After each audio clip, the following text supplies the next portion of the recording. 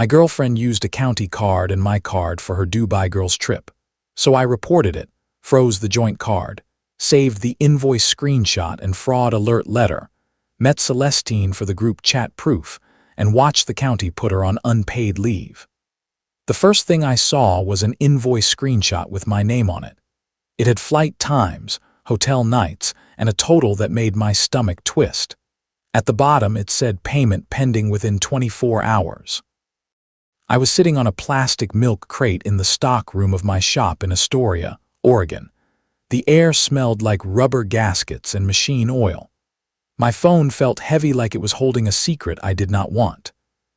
I am 43, and I inspect fire sprinkler systems for warehouses along the river. I test valves, read pressure gauges, and make sure water will move fast when it matters. People think nothing will burn until it does, so I stay ready. Most days, I just check the pressure and move on. My girlfriend Vedette and I shared a small rented bungalow in the Alderbrook neighborhood. It smelled like her vanilla hairspray and the lemon cleaner she used every Sunday. There was always sand in the entryway because she loved the beach even in winter.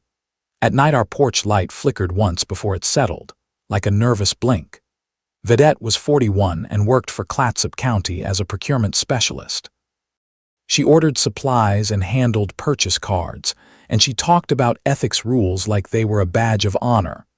She also loved nice things, the kind that look good in photos.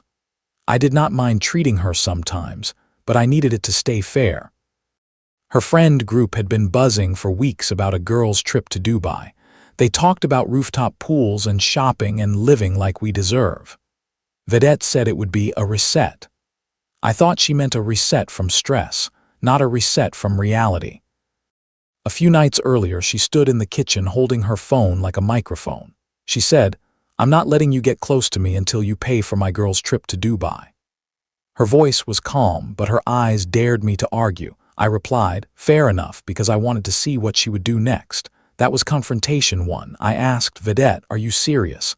You are making affection into a price tag." She said, "I'm setting a boundary. If you want me happy, you invest." Then she added, "My friends say a real man funds the experience. Here is the first advice I want you to keep.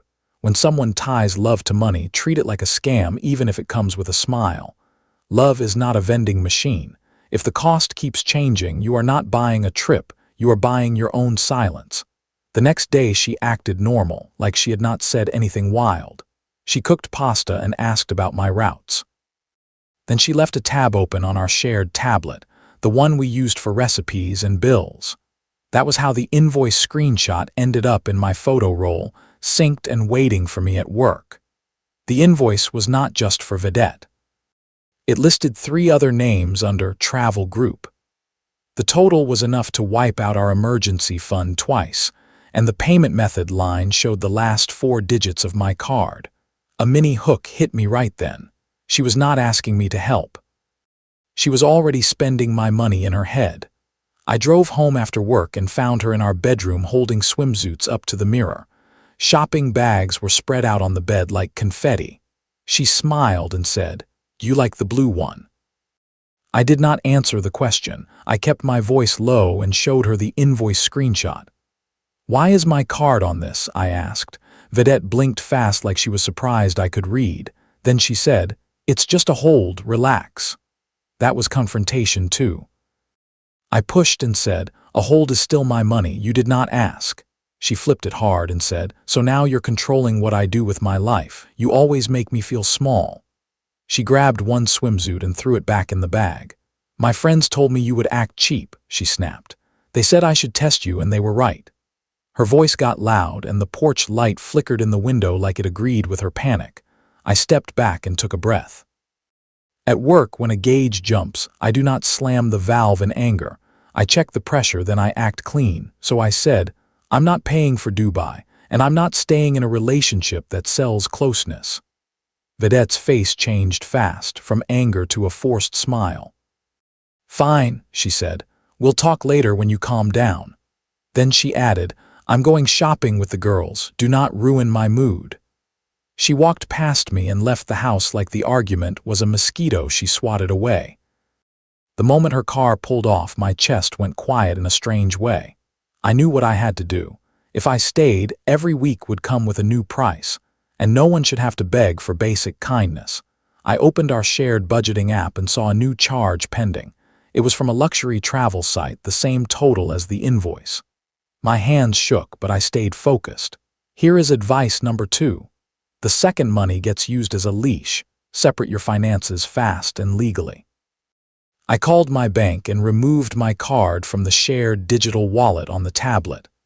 I froze the joint card for new purchases and moved my paycheck to a new account. I did not take her money. I only protected mine. I also changed the password on my streaming account because small locks matter when trust is gone. Then I started packing. I moved from room to room with a duffel bag and a calm face. I took my clothes, my work boots, my tool pouch, and the framed photo of my mom on the mantel. I did not touch her things, not even the hairspray that smelled like candy. A mini hook hit me in the hallway. Leaving was not the hard part. The hard part was admitting I had been negotiating my dignity. While I packed, I found something that made the whole thing worse. In our filing basket on the kitchen shelf, there was a printed county purchase card statement. A sticky note was on it in Vedette's handwriting. It said, "Reimburse after he pays." I looked closer and saw a charge listed as Global Horizon Travel Deposit. It was not my card number. It was a county card number masked in the report. My stomach dropped again. This was the big twist, and it came straight from her trip plan. Vedette had put a deposit on the Dubai trip using a county purchase card, then planned to cover it with my money. That was not just selfish. That could cost her job. I did not yell. I took a photo of the statement and the sticky note, then put it back exactly how I found it. Advice number 3 is simple. When you find proof, do not get dramatic. Take a picture, keep it clean, and leave. I needed one safe place to land, so I rented a room above a net mending shop near the pier. The stairs smelled like salt and old rope. The room had a small bed, a humming mini fridge, and a window that rattled when trucks went by. It was not fancy, but it was quiet. Before I left the bungalow, I wrote a note and set it on the kitchen table. I did not write a long speech. I wrote one line, exactly what I meant. Enjoy Dubai. I'm enjoying being single. Vedette was still out shopping when she came home to empty closets. I know because her text started hitting my phone like hail. "Where are you?" she wrote. "This is not funny." Then, "Answer me right now." I did not reply. I was done arguing with someone who used money as a weapon. Instead, I called an older attorney named Basil Arnott, a man a coworker swore by. Basil said, "Meet me somewhere public tonight. Bring what you have. Keep it short." We met at 24-hour Mooring Cafe by the marina. The place smelled like fried fish and strong coffee. The floor was gritty with sand, and a storm lamp buzzed over our booth. Basil was calm, gray-haired, and unshaken like he had seen every trick. He looked at the invoice screenshot, the bank pending charge, and the county card statement photo. He did not lecture me. He just said, "This is leverage, and it is also misconduct if that card was used wrong." Then he added, "Do not contact her employer yourself in anger. We do it the right way." The next morning, a letter arrived at my new mailing address forwarded by the bank. It was titled Potential Fraud Alert. It said my card had been used to attempt a large international travel payment, and the bank blocked it. My hands went cold as I read it. That was the killer receipt. Vedette tried again after I left. She did not stop at asking. She went for the money anyway. A mini hook hit me so hard I had to sit down. She was not sad I was gone. She was mad the card would not work. That afternoon, the third person in this story finally stepped into the light. Her name was Celestine, and she was one of Vedette's Dubai girls. Celestine worked as a search and rescue dispatcher for the Coast Guard station, so she lived by rules and real emergencies. She called me and said, "I need to talk. I don't like what she's doing." Celestine met me on a bench outside the public library. The air smelled like rain on concrete, and gulls screamed over the roofline. She looked tired in a way that felt honest. "I wasn't even sure I wanted to go," she said. But Vedette made it a contest. Celestine showed me messages from their group chat. That was the communication proof, and it made my face burn. Vedette wrote, "If he wants me, he pays. No pay, no closeness." Then another message, "He'll fold. He always folds." Celestine swallowed and said, "I told her to stop. She called me boring." Then she added, "She also bragged she put the deposit on her work card. She said she'd fix it after you paid." Celestine's eyes held mine like she was choosing truth over friendship. Basil filed a clean report with the county ethics office, attaching the statement photo, the sticky note, and the bank fraud alert letter. He also added a short note that I was not seeking drama, only protection from further charges. The process was calm on the outside, but inside I felt like a system alarm had started to ring. Vedette did not stay calm. She showed up at my net shop room 2 days later, frantic and shaking. Her hair was messy, and her eyes were puffy from crying. She pounded on the door and said my name like I owed her air. I opened the door but did not let her in. Vedette cried and said, "Please, Thayer, you're overreacting. I just wanted to feel special." She reached out like she could pull me back with her hands. I stayed still and said, "I'm not a bank, Vedette." She wiped her face and said, "My friends are mad at me now. They're blaming me."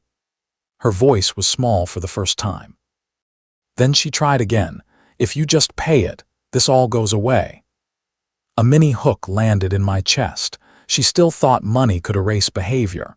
A week later, Basil arranged a mediation meeting at the county administration building. The room had a long table, harsh lights, and a vent that rattled like it was tired. Vedette walked in looking like she had not slept. Celestine was not there, but her messages and screenshots were. This was confrontation 3, and it had to turn on truth. Vedette started with denial. "This is all a misunderstanding," she said. "Thayer is twisting things because he's insecure." Basil slid the bank fraud alert letter across the table. Vedette blinked and said, "That letter doesn't prove anything." Then she saw the county statement photo and her own sticky note, and her jaw tightened. Then she minimized. "Okay, so I used the card for a second," she said. "It was just a deposit. I was going to pay it back." She leaned forward and added, "Everyone does small stuff like that." Then she partially admitted. Her shoulders dropped and she said, "Fine. I wanted him to cover it because he benefits from me being happy." She looked at me and said, "I needed you to show up for me." Her voice shook, but her words still tried to make it my job. Then came the emotional move. Vedette started crying hard and said, "You ruined my career over a trip." She put her hands over her face and sobbed, "I can't lose my job. I can't. Please fix this." I kept my voice calm. "I didn't ruin anything," I said. "You chose to charge a work card and then you tried to charge my card after I left." I paused and added, "You also tried to make closeness something I could buy. That's not love." Basil spoke in short, sharp lines like a man who had seen this pattern. "The county will decide your employment," he said. "This meeting is about separating finances and ending contact." Vedette looked at him like she wanted him to be the villain instead of the mirror. When it was done, I signed papers that removed me from any shared accounts and ended our lease cleanly. Vedette signed too, still crying. She did not look at me on the way out. The hallway smelled like copier toner and wet coats, and it felt like the end of a long, bad song. 2 weeks later, the county placed Vedette on unpaid leave pending review. I heard it from Basil, not gossip. Celestine texted me one sentence after that. "They asked for my screenshots. I sent them." Vedette's Dubai group fell apart fast.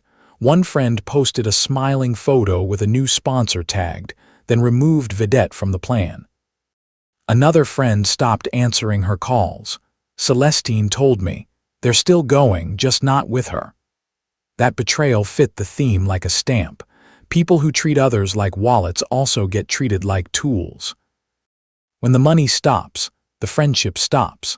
Celestine quietly stepped away from that whole circle. Months passed, and my life got steady again. I moved down the coast to Newport for a better route and a quieter apartment. I spent my days inspecting systems in older buildings where rust hides in corners. I learned to check the pressure early before small problems become disasters. Vedette tried one last reach in the form of a legal notice.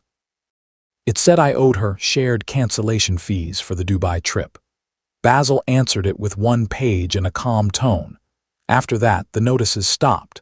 Celestine and I kept talking, slowly at first. She never asked me for anything. She asked how my day went and listened like it mattered. She was steady, even when her own job was stressful. One evening, Celestine met me at a small family-run Turkish restaurant near the bay. The place smelled like grilled bread and spices, and the windows steamed from the kitchen heat. We ate in quiet comfort, and the quiet felt safe, not tense. I looked at her and realized something simple. In my work, water sits behind pipes until pressure turns it into protection. In my life, I had learned the same rule the hard way. Real love does not demand a price to be kind. Real love stays steady when the lights flicker. Thank you so much for watching the video. Don't forget to like and subscribe the channel.